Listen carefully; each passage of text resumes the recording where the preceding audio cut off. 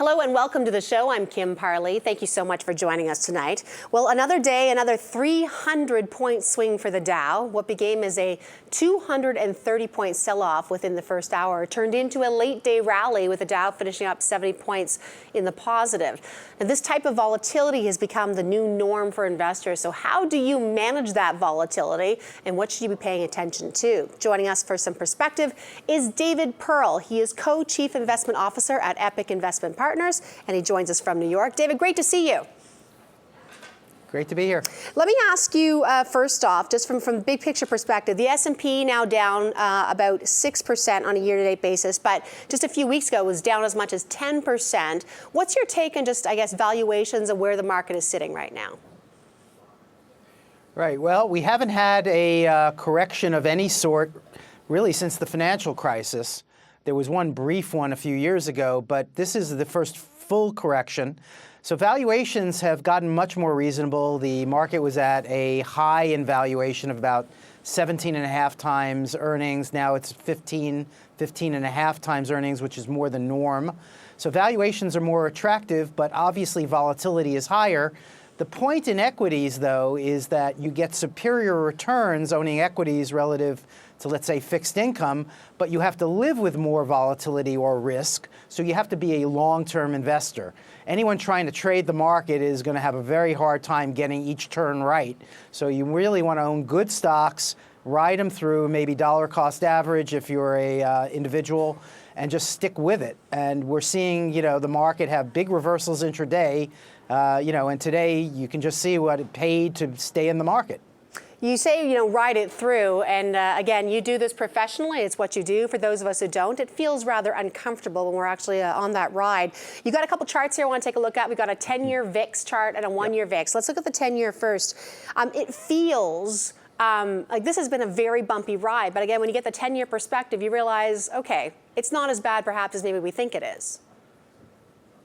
Right. When you look at the long-term chart, you see that volatility has been low for a fairly long time with a few what we would call 100-year corrections, 2 or 3 standard deviations, more volatility during that period. And the point would be that even if you timed getting out before the financial crisis in 2008, you would have been better off staying in the market and waiting till today, that the return from 2009 to 2015 actually overweighed what you would have lost in 2008 to 2009. So the point being, these are very sparse but very big corrections, periods of risk and volatility that basically shake individuals out, and you have to really fight your own urges and human nature to stay in the market.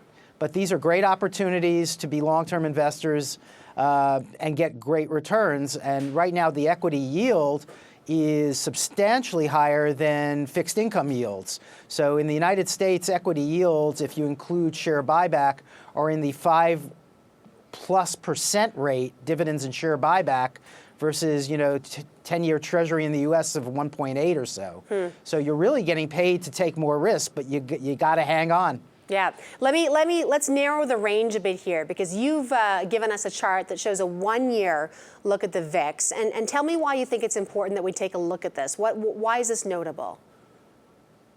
Yeah, what I wanted to show in this chart is that volatility has spiked up over the last year over a number of events, many of which are very disturbing, like terrorist incidents, or the stock market in China, basically deflating from a bubble.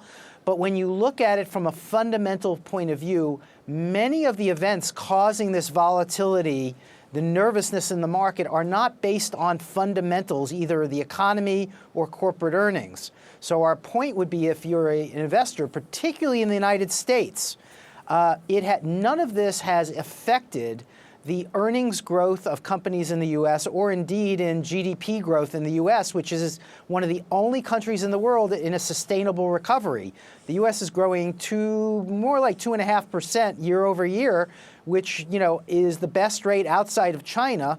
The problem, when you look at this chart, is the scary part is that China was the fastest growing economy and is decelerating.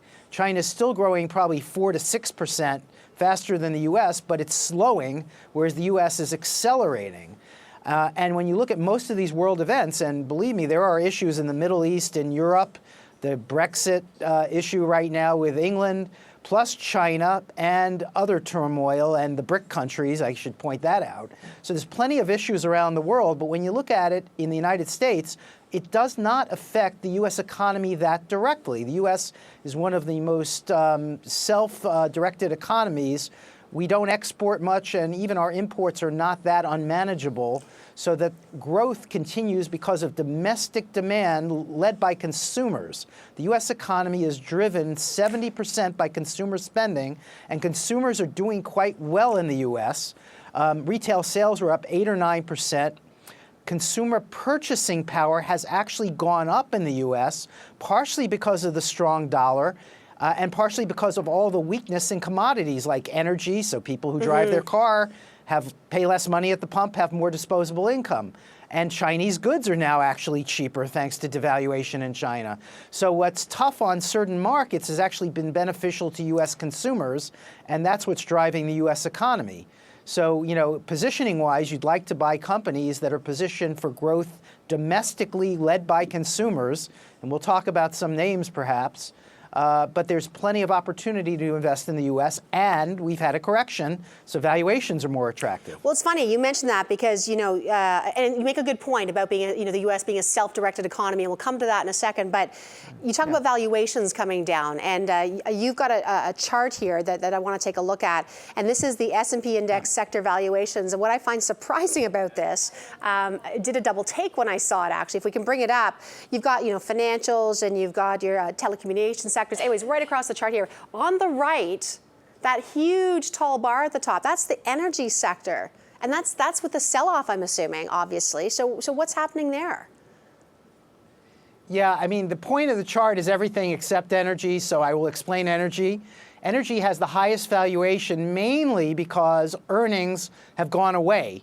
So what's happened is the stocks are down, but not as much as their earnings, which is telling you that the energy sector is not that attractive, but the market clearly wants to believe that energy prices will bottom and start to come back at some point. You know, you could have said that a year ago, and it certainly was too early, but the reason it has high valuation is that, in essence, everyone's waiting for earnings to recover, and earnings only recover in energy when the price of oil goes back up. So that's an anomaly, to say the least. What you will notice in the rest of the chart is that the defensive sectors, which had outperformed over each of the corrections, both in mid-year last year, July, August, and in December, January through this year, defensive stocks outperformed and are at high valuations, at premiums to the market valuation of 15. They're higher. And economically sensitive sectors like industrials and technology are at discounts. So they underperformed and have become very, very inexpensive. So there's a lot of opportunity. Even healthcare has gone to a discount, although more for political reasons in the U.S. than for economic reasons. We've got the chart up. Actually, while you were talking, I wanted to bring it up, showing the cyclical versus defensive groups, just exactly what you're saying in terms of, you know, cumulative returns over the past little while. I know, and you know, people like to tune in, and I'd like to hear, you know, specific names that you find interesting right now. So if we could, I'd like to go through a few of these. McKesson, MCK, on the New York Stock Exchange is a company you like right now. How come? It is the largest drug distribution company in the U.S. Now, the U.S. healthcare system is obviously very different than Canada. It's still private. And pharmaceutical companies distribute through a middle party, a drug distributor.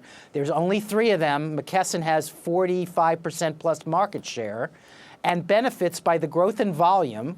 And the growth in volume is increasing because the U.S. population is aging. As we age, we take more drugs.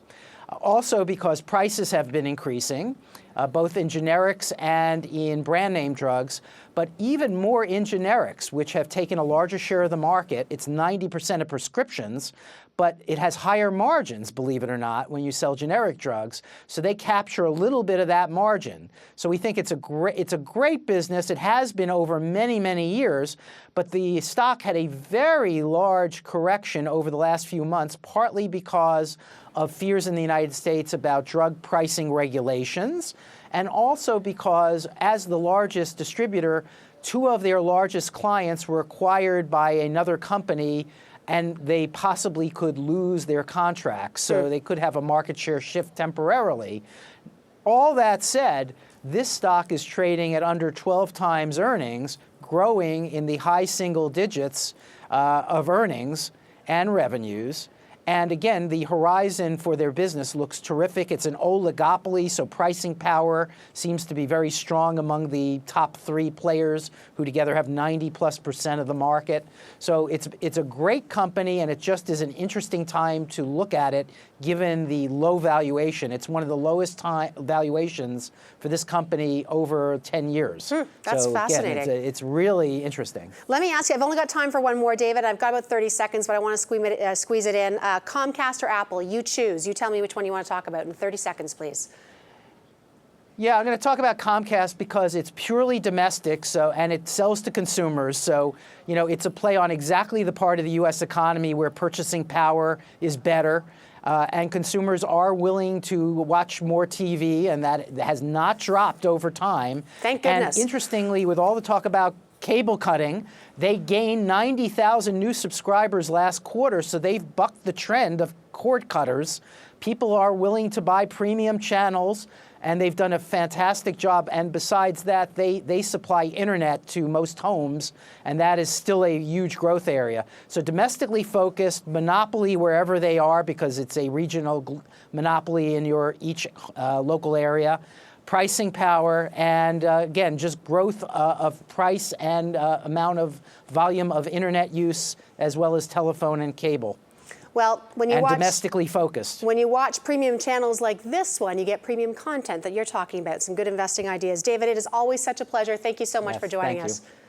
That is David Pearl. He is co-chief investment officer at Epoch Investment Partners, and he joined us from New York.